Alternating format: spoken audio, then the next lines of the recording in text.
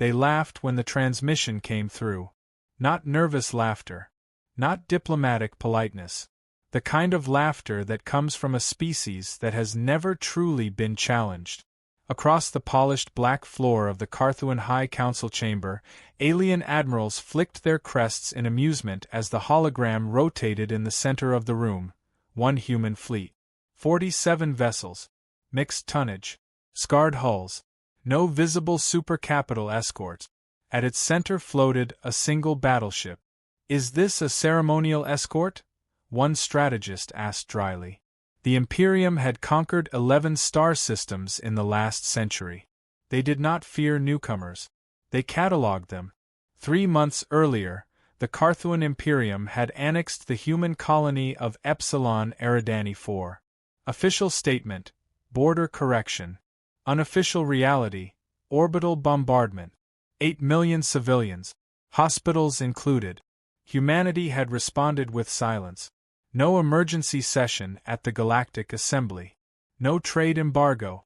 No public threat. Silence. To the Carthuan, silence meant submission.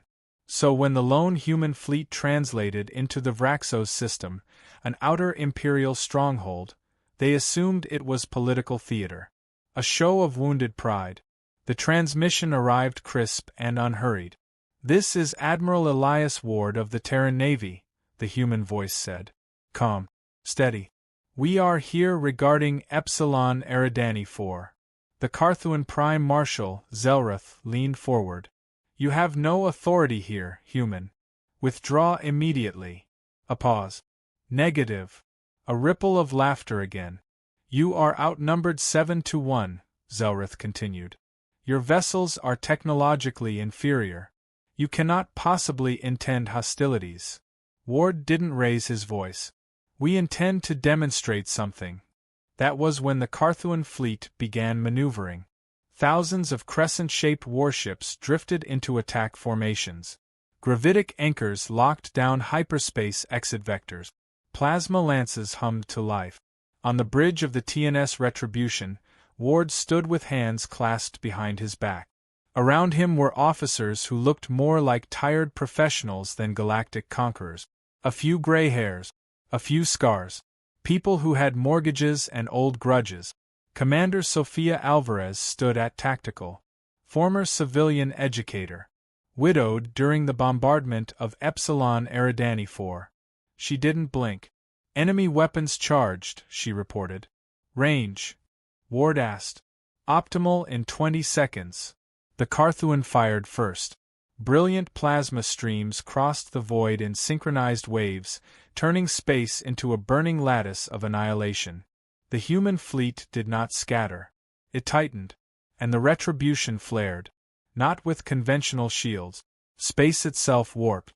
The incoming plasma beams curved unnaturally, bending around the human formation as if reality had decided to cooperate with them. On the council chamber feed, silence replaced amusement. "That is not possible," a strategist whispered. Ward nodded once. "Return fire." The human ships didn't launch glowing energy beams. They fired mass. Tungsten rods accelerated to relativistic speeds erupted from concealed rail systems. No theatrics. No glow. Just physics. The first Carthuan dreadnought didn't explode. It ceased. A kinetic strike at that velocity doesn't burn metal, it erases structure. The ship disintegrated in a straight, surgical line. Then another. And another. The human fleet fired in disciplined cadence, predictive targeting algorithms anticipating evasive maneuvers before the Carthuan completed them. On the Retribution's bridge, Alvarez's voice remained level. "Enemy formation destabilizing." Ward nodded. "Deploy drones." From the carriers, thousands of small craft spilled into space. They didn't fire. They attached. Carthuan vessels suddenly lost targeting resolution. Weapons misfired. Engines stalled mid-maneuver. Command networks glitched as invasive human code tunneled through their systems. Cyber warfare. Decades in preparation. The Carthuan High Council chamber erupted in shouting. "They're inside our command lattice." "Impossible." Ward opened a direct channel to the council. You miscalculated, he said quietly. Zelratha's mandibles clicked in fury. You think this changes the balance? Reinforcements are inbound. You cannot win here. Ward's expression did not change. We're not here to win. A pause. We're here to make a point. Alvarez looked at him briefly. She understood what that meant. The Retribution powered up its forward array. Energy readings spiked beyond anything the Carthuan database contained. Admiral, Alvarez said softly, gravitic shear array at full capacity. Target their anchors, Ward replied. 3 concentrated pulses tore across the void. The Carthuan gravitic anchors shattered. Without spatial lockdown, their own fleet formations destabilized. Ships collided. Firing solutions collapsed. Their numerical advantage became a liability in tight proximity. Chaos spread like a crack in glass. Human destroyers surged forward through the disarray, striking command ships with precision rail salvos. Zelrath stared at the tactical feed as another capital ship folded inward under gravitational distortion. You should have remained silent, he hissed. Ward leaned closer to the transmission pickup. We were silent. His eyes hardened. You mistook that for weakness. The battle intensified. Human vessels absorbed hits, armor scarred, shields flickering, but they did not break formation. They moved like a unit that had rehearsed this moment for years. Because they had. Alvarez monitored incoming reinforcement signatures. Multiple Carthuan fleets translating into system. Ward didn't hesitate. Good. She glanced at him. Good.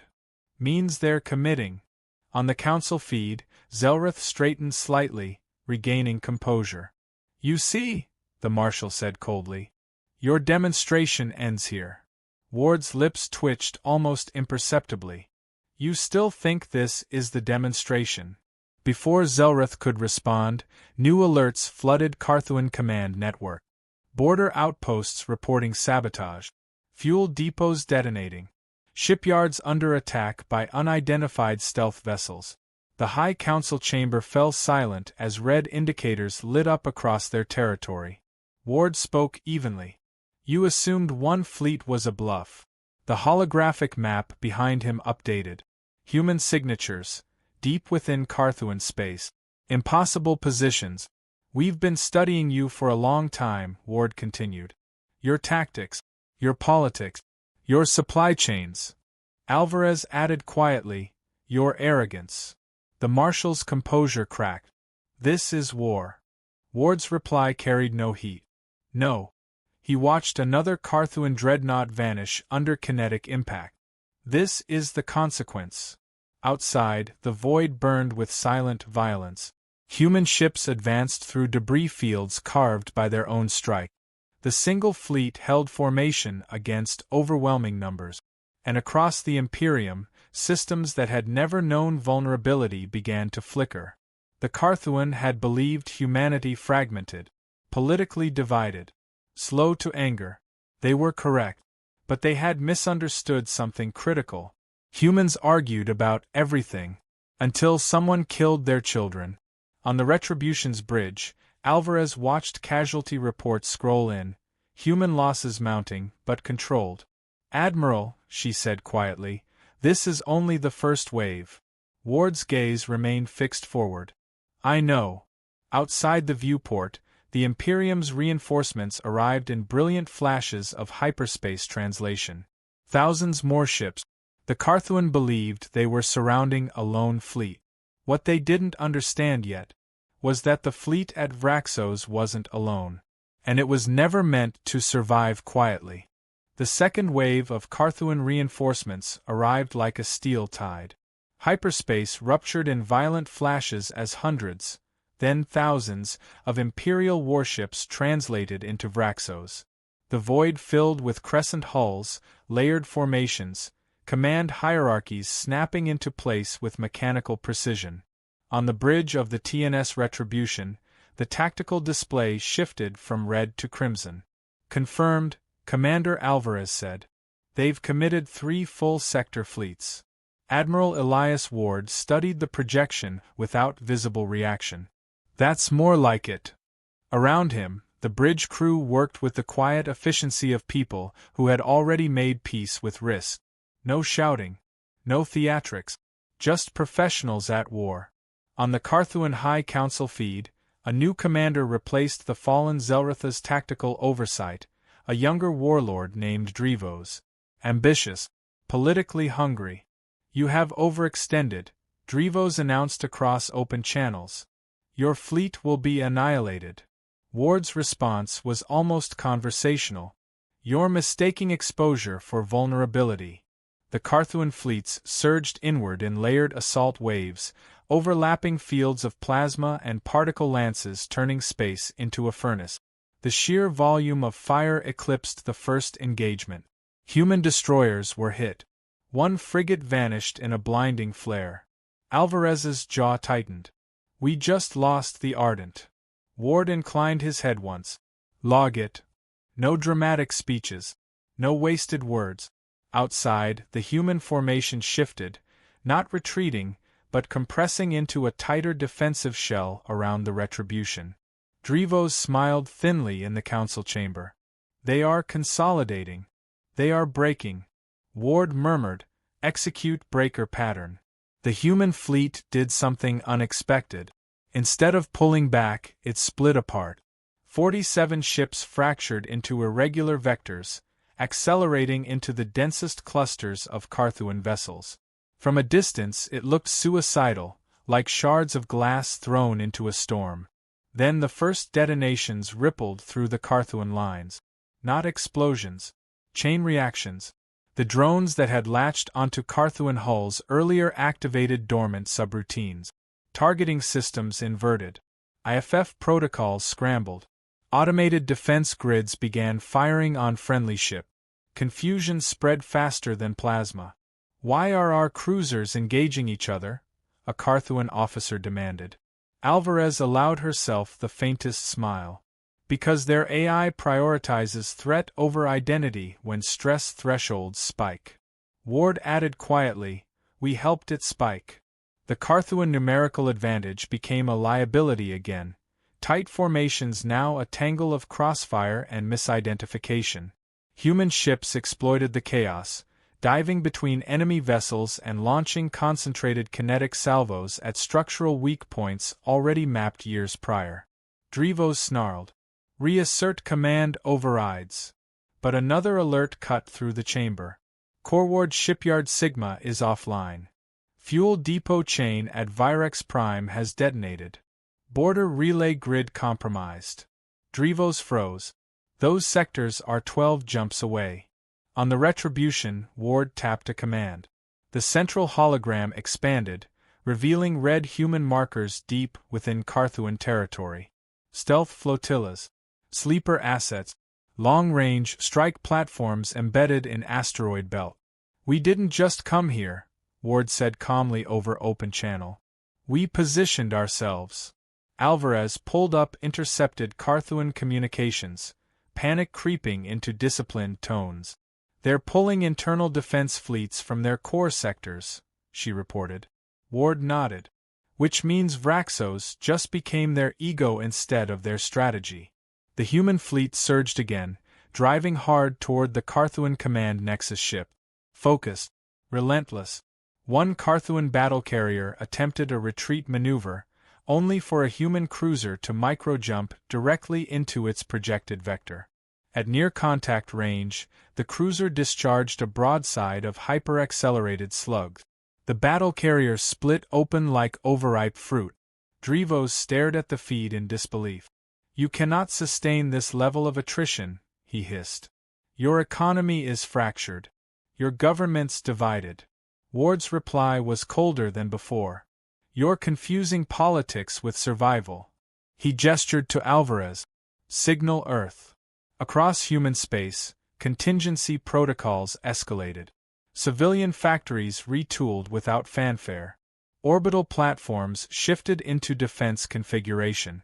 Reserve fleets, kept deliberately invisible to avoid provoking galactic tensions, received coded activation. This war had not begun 3 months ago. It had begun decades ago. The first time Carthuan scouts tested human borders and were quietly repelled. The first time trade negotiations included subtle threat. The first time intelligence reports noted imperial doctrine, expansion through intimidation. Humanity had smiled diplomatically and built railguns. Back in Vraxos, Drevos ordered his super-heavy dreadnoughts forward. Crush the human flagship, he commanded. End their cohesion. Massive Imperial capital ships advanced, shields layered in harmonics designed to counter energy weapons. Ward watched them approach. Prepare the well, he said. Alvarez's fingers moved across her console. Micro-singularity array charging.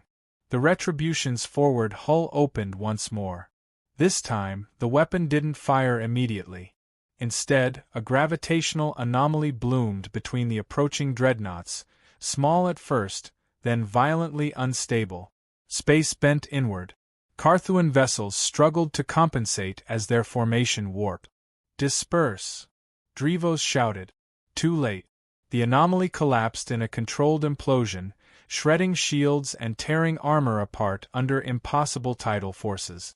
3 dreadnoughts folded inward, crushed by physics weaponized with surgical precision. The shockwave destabilized the surrounding fleet. Human artillery platforms, previously holding position at extreme range, fired in unison. Long-arc kinetic strikes punched through compromised hulls. The void filled with debris. On the Retribution, a younger bridge officer whispered, "Sir, they're breaking." Ward didn't celebrate. "They're adapting," he corrected. Because even now, Carthuan fleets began reorganizing, pulling back into wider formations, adjusting countermeasures. They were not incompetent, just unprepared for resistance. Drevos opened a direct channel to Ward. "You seek revenge," the Carthuan commander said, voice tight with fury. "You seek spectacle." Ward held his gaze. "No. Then what do you seek?" Ward's answer came without hesitation. "Memory." The word hung in the void. "We want you to remember what happens when you mistake restraint for weakness." Drevos' crest flared. "You cannot cripple an empire with one engagement." Ward's eyes hardened slightly. "This isn't one engagement." At that exact moment, deep within Carthuan space, synchronized human strike groups launched precision attacks on 3 major logistics hubs. Supply chains snapped. Fuel reserves ignited. Imperial expansion fleets preparing for unrelated campaigns suddenly found themselves stranded. The High Council chamber went quiet again as data streamed in. "This was coordinated," one counselor whispered.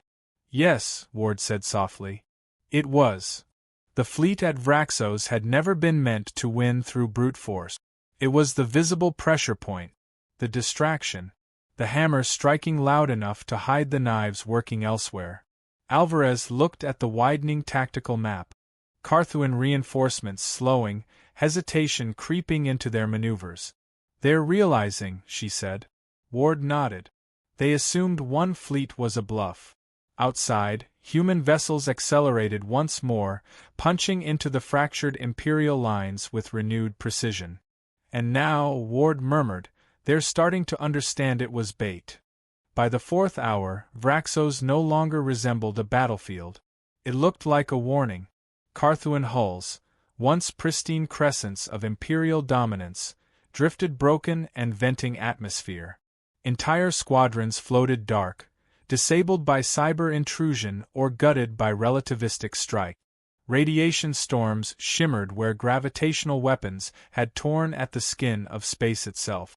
And still, the humans held formation. On the bridge of the TNS Retribution, Admiral Elias Ward stood with the posture of a man who had spent a lifetime preparing for a moment he hoped would never come. "Imperial cohesion degrading across all sectors," Alvarez reported. "They're attempting to re-establish a command spine." Ward nodded. "They'll centralize around something symbolic." Right on cue, long-range sensors pinged. A new hyperspace rupture opened at the edge of the system, larger than the others. Slower. Deliberate. The Carthuan Imperial flagship. A fortress vessel nearly 30 kilometers across translated into real space like a blade being unsheathed. Layered shield matrices flared to life. Escort screens formed instantly around it. On the council channel, a new figure appeared, older, colder. Supreme Executor Veilcor. Unlike Drevos, Veilcor did not shout. "You have embarrassed us," the executor said evenly. "That ends now." Ward's voice remained calm. "You could end it yourself." Veilcor's crest shifted slightly. "By surrendering to primitives?" Alvarez muttered under her breath, "Here we go." Veilcor continued, "Your species is fractured. Emotionally reactive. Politically unstable. You lack imperial cohesion." Ward tilted his head. "And yet here we are." The Imperial flagship powered up its spinal weapon, an annihilation lance designed to shear planetary crust. Energy readings spiked across human sensors. "That thing fires," Alvarez said quietly. "We lose half the fleet." Ward didn't look away from the screen. "Then we don't let it fire." The human fleet shifted. Not backward. Forward. Destroyers and cruisers accelerated directly toward the fortress vessel's escort screen, drawing fire. Plasma storms erupted. 2 human ships detonated under concentrated bombardment. No hesitation. No retreat. "Range closing fast," Alvarez said. "They're committing everything to protect that flagship." Ward gave a single nod. "Good. Signal Group Delphi." For a heartbeat, nothing happened. Then the impossible did. From behind the debris field of shattered Carthuan ships, where sensor interference was thickest, space flickered. Dozens. Then hundreds. Human warships decloaked. Not fresh reinforcements. Prepositioned assets. They had been drifting cold and dark for hours, hidden within the wreckage. Veilcor's composure slipped for the first time. "You concealed additional fleets inside the battlefield?" Ward allowed himself the faintest edge of satisfaction. "You built your doctrine around spectacle," he said. "We built ours around patience." The hidden human armada surged straight at the Imperial flagship's flank. Kinetic artillery opened up at close range. Missile salvos saturated shield harmonic. Electronic warfare pulses slammed into Carthuan command frequencies. The fortress vessel's shields buckled under multi-vector assault. Veilcor snarled, "Divert power to forward arrays.